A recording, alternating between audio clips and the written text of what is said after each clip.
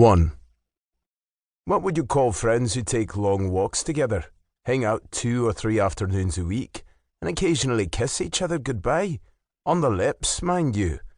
Friends with benefit? I'd sure like to pluralise that word, but whatever the term is, it describes John Burton and me. Ever since he breezed into my life this past spring, disappeared without a trace over the summer, and magically rematerialised just as the air turned crisp, I've felt this buzzing under my skin. It's neither pleasant nor unpleasant, but it is unending, and unsettling, and kind of wonderful.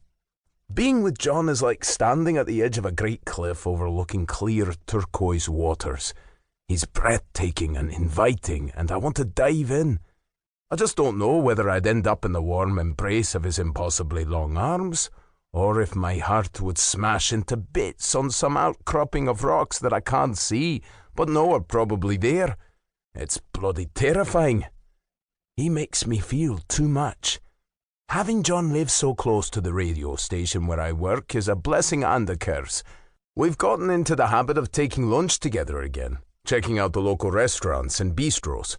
One afternoon he'll choose, and another I will. It's become our thing. He also comes to the station when I'm on the air and just sits while I work the overnight shift.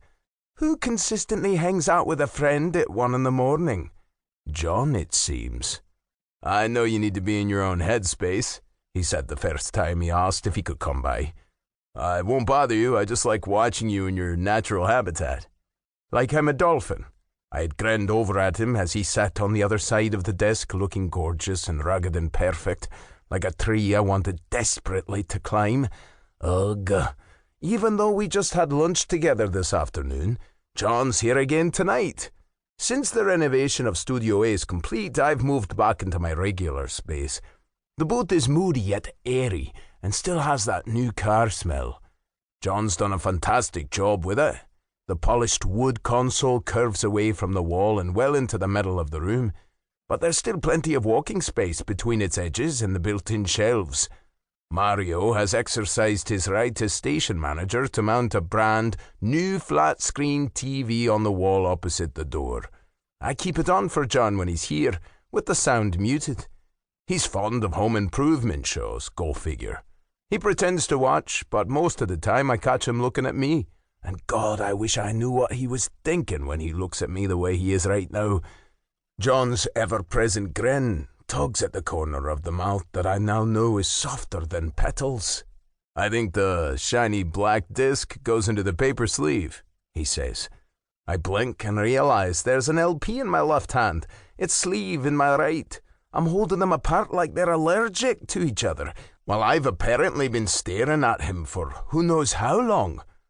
Have I mentioned how much he unnerves me? I sleeve the record and spin toward the shelves to put it back, exhaling as slowly and softly as I can manage. I was thinking, John says, as I search the stacks for Prince, as he's next in my queue. Side note, Prince is infinitely better on vinyl. Trust me in this. You're always thinking. I'm grateful my voice isn't as shaky as my knees. I really need to get a handle on this infatuation.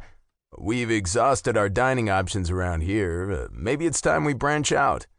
The relaxed, dulcet tone of his voice slides into my veins like a shot of brandy, warm and comforting. It instantly puts me at ease. Johnny could do radio if he wanted to, easily. I would be a loyal listener. Tired of burgers at Barb and Pete's? He'd claim they were his favourite, and I've chosen the place as often as possible. I love seeing him happy. Love the little sound he makes whenever he takes that first bite into his burger. Every time, low and raspy and close to a moan. Pinching the jacket for sign of the times between 2 fingers, I ease it off the shelf. It's in mint condition, and I almost don't want to pull the record out of its sleeve. Almost. I startle when I turn and realise Johnny is right behind me, so close I can smell the mint on his breath. So much for getting a handle on things. Hi, I breathe, mentally calculating how many minutes I have left until the next station identification spot.